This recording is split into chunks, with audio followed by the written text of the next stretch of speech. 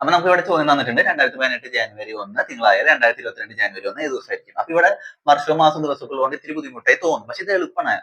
കാരണം വെച്ചാൽ 2018 ഈ പറഞ്ഞ പോലെ ജാനുവരി 1 തിങ്കളാണ് നമുക്ക് തന്നിട്ടുണ്ട്. അങ്ങനെയെങ്കിൽ 2018 ഡിസംബർ 31 എന്ന് പറയുന്ന തിങ്കളായിരിക്കും. അതിന് കാരണം എന്ന് വെച്ചാൽ 365 ദിവസമല്ലേ ഉള്ളത്. അതിനെ നമുക്ക് 7 വെച്ച് ഡിവൈഡ് ചെയ്തിട്ടുണ്ടെങ്കിൽ, അതായത് ആഴ്ചയിൽ 7 ദിവസം ഉള്ളത്, അപ്പൊ 7 വെച്ച് ഡിവൈഡ് ചെയ്തിട്ടുണ്ടെങ്കിൽ നമുക്ക് എത്ര കിട്ടും നോക്കാം. 5 35 ബാക്കി 1 15 2 തവണ അങ്ങനെ 14 വരും ഒരു ദിവസം. അതായത് 52 വീക്കും ഒരു ദിവസവും അഡീഷണൽ വരും. അപ്പൊ ഇവിടെ തിങ്കളോട്ട് തുടങ്ങുന്നത്. അപ്പൊ തിങ്കൾ തൊട്ട് ഞായർ വരെയാണ് ഒരു വീക്ക് ആയിട്ട് വരുന്നത്. അങ്ങനെ 52 വീക്ക്. പിന്നെ ഒരു ദിവസം കൂടെ ഉള്ളതുകൊണ്ട് ഞായർ കഴിഞ്ഞ് പിറ്റേ ദിവസം തിങ്കളാണ്. അതുകൊണ്ടാണ് ഡിസംബർ 2018 ഡിസംബർ 31 തിങ്കളായിട്ട് വരുന്നത്.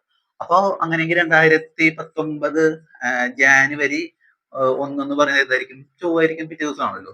അപ്പൊ നമുക്കൊരു കാര്യം മനസ്സിലായി. ഈ സാധനം മാറ്റി കഴിഞ്ഞിട്ടുണ്ടെങ്കിൽ നമുക്ക് ഇങ്ങനെ കിട്ടും. 2018 ജാനുവരി 1 തിങ്കളായിട്ടുണ്ടെങ്കിൽ 2019 ജാനുവരി 1 എന്ന് പറഞ്ഞാൽ ചൊവ്വായിരിക്കും. അങ്ങനെയെങ്കിൽ 2020 ജാനുവരി 1 എന്ന് പറഞ്ഞാൽ എന്തായിരിക്കും?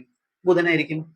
അപ്പൊ ഇതേ ഫോർമാറ്റിൽ തന്നെ 2021 ജാനുവരി 1 എന്ന് പറയുന്നത് നമ്മൾ വിചാരിക്കുക വ്യാഴായിരിക്കും എന്നാണ്. പക്ഷെ അതിനകത്ത് കൂടെ ഒന്നുകൂടി കൂട്ടണം. കാരണം എന്ന് വെച്ചാൽ 2020 എന്ന് വെച്ചാൽ ലീപ് ഇയർ ദിവസമാണ്. അപ്പോൾ ഇതിനകത്ത് ഈ പറഞ്ഞ 2020 ഫെബ്രുവരി 29 എന്ന് പറഞ്ഞൊരു ദിവസം കൂടി ആഡ് ആവുന്നുണ്ട്. അതുകൊണ്ട് ഇത് ഒരു ദിവസം കൂടി ആഡ് ചെയ്തിട്ട് വേണം എഴുതാനായിട്ട്. അപ്പൊ വ്യാഴം പിന്നെ വെള്ളിയായിരിക്കും നമുക്ക് കിട്ടുന്ന ഉത്തരം.